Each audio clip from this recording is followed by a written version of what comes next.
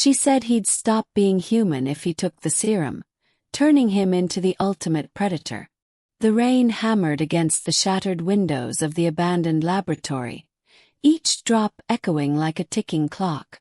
Ethan stood in the center of the room, his chest rising and falling in ragged breaths. The vial of glowing blue serum trembled in his hand, its liquid swirling like trapped lightning. Across from him, Dr. Celine, her dark hair plastered to her face from the storm, stared at him with wide, desperate eyes. "Don't do it," she whispered, her voice hoarse.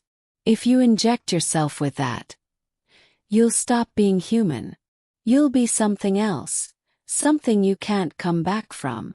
Ethan's fingers tightened around the glass. "You said it yourself, Celine. The hunters are coming. They won't stop until every last one of us is gone. I can't fight them like this. They're not hunters, Ethan. They're soldiers, men.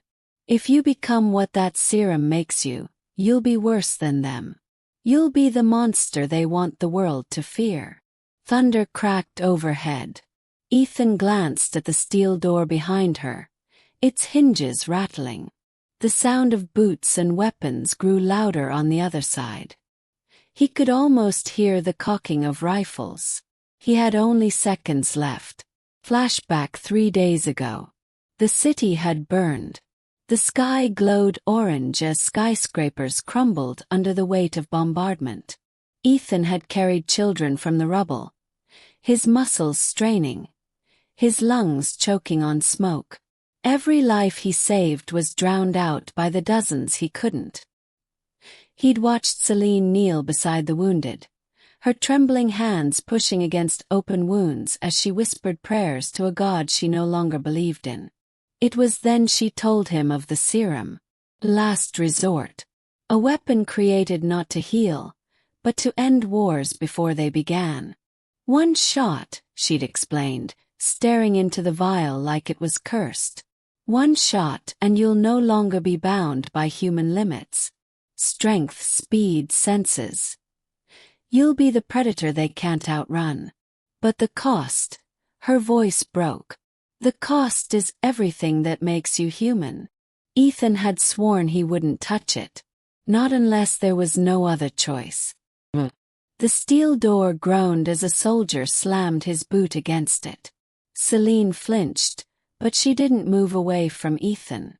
Instead, she stepped closer, her eyes burning with fury and grief. "You're strong enough as you are," she said, her voice trembling. "Not in body but in spirit. That's what makes you human, Ethan. That's why people follow you. Don't take that away from them." But Ethan thought of the faces of the dead, of the bloodied child's hand that slipped from his own, of the countless screams that filled his dreams. He wasn't strong enough, not yet. He raised the syringe to his arm. "No!" Celine lunged forward, grabbing his wrist, her nails digging into his skin. For a moment their eyes locked.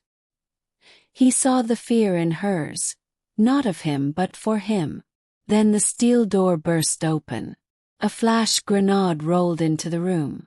Ethan shoved Celine behind him as the blast went off. Light and sound tore through the air. Soldiers poured in, rifles raised. Something inside Ethan broke. With a roar, he plunged the needle into his vein. The transformation. The serum burned like fire, racing through his bloodstream. His vision blurred, then sharpened until he could see every drop of rain frozen in the air. His hearing exploded with detail. The drip of water, the pounding of soldiers' hearts, the frightened gasp of Celine. His muscles tore and reknit, veins bulging with inhuman power. His fingernails elongated into claws, his teeth sharpened to fangs. A feral heat consumed him, but beneath it burned a clarity he had never known. The soldiers hesitated, fear flashing in their eyes as Ethan straightened, his silhouette monstrous against the lightning-filled sky. He moved. One soldier fell with his throat slashed before he could blink. Another screamed as Ethan's claws tore through his rifle like paper.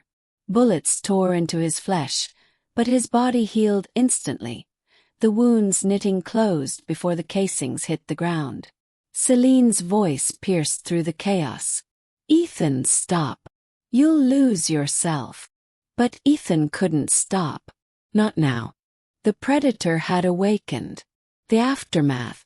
The last soldier collapsed, his weapon clattering across the floor. Silence filled the room, broken only by the storm outside. Ethan stood among the bodies, chest heaving, claws dripping crimson. Celine stared at him, tears streaming down her face. "You're not him anymore," she whispered.